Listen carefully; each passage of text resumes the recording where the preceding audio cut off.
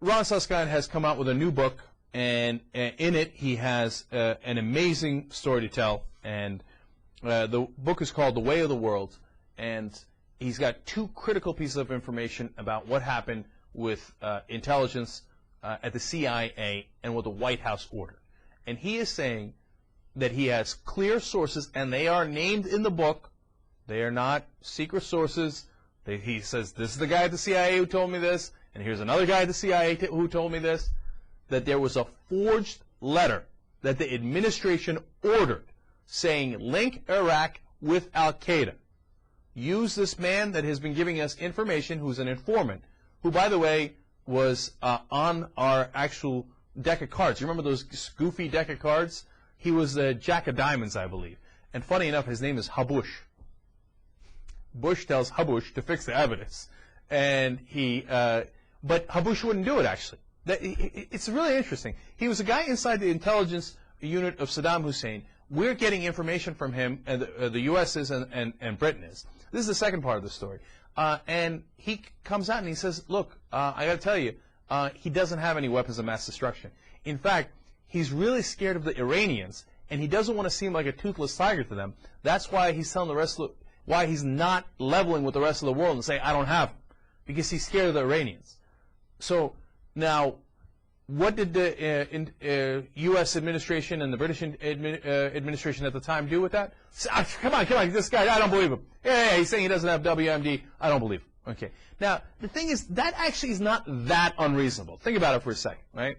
Because this guy is working inside the intelligence community of Saddam Hussein within his Ba'ath government, right? Could he be lying about whether Saddam Hussein has weapons of mass destruction or not? Of course he could be lying. Now, they've used him as a reliable informant before, and he's a double agent or whatever you want to call it. But sometimes double agents are triple agents, right? And there's $1 million warrant out for his arrest and detainment, etc. But here's where the story gets interesting. After the war, they take them. The CIA takes Habush, this guy who worked for Saddam, and they move him to Jordan and give him $5 million. Now, wait a minute. I thought you wanted to detain him and capture him. I thought you didn't believe him. That story doesn't mesh with giving him $5 million and moving him to Iraq. Well, Ron Suskind says that was probably hush money. Don't tell people what you told us and stay in hiding. But the real damning part of this is the letter. They write a letter pretending it's from Habush to Saddam Hussein. They backdate it to 2001 saying, Iraq would really like to work with Al-Qaeda, and Mohammed Atta has come over here to train to attack the United States. It's a clear forgery, and a number of sources inside the CIA have told Suskind, and he's put it in the book, and you can read it for yourself.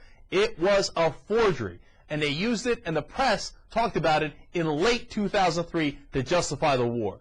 That is a crime, man, and it should not stand. Why would CIA agents go on the record and tell an author and have it go in a book something that isn't true? Why would they risk their careers like that? Why would they risk their reputations like that? When, if it isn't true, man, they would be taking an enormous risk. You know how the White House comes down like a ton of bricks on people who aren't, who are telling the truth, let alone people who are making stuff up. It's just not, if you're a reasonable human being and you're objective about this, it is not reasonable to suspect that all of these CIA agents are lying on the record about what the president and the CIA director did. No, it's clear. And think about it for a second. It was a forged letter that the White House ordered the CIA to make up to deceive the American people. That is a clear violation of the law to use the CIA to manipulate and deceive the American people, to use propaganda against our own people for political reasons. The recourse for that crime, of course, is impeachment. But even if you put impeachment aside, man, there is no ands, ifs, or buts about it now. With this evidence coming in, this is a smoking gun. They fixed the intelligence to get us into this war no matter what. They knew there was no Iraq Al-Qaeda link. They did this letter with a fake Iraq Al-Qaeda link. They forged it just to try to prove to the American people that it made sense to go into the war in the first place. And the media reported it at the time. Tom Brokaw reported it. Of course, O'Reilly went nuts over it. And they were lying. And now it's been proven to be lies. Of course, we always wind up with the same question, will anyone ever do anything about it? The likely answer is no, but at least At the very least, we know for the sake of history, they lied us into this war. There are no ands, ifs, or buts anymore. And they even did it through things as absurd as forged letters.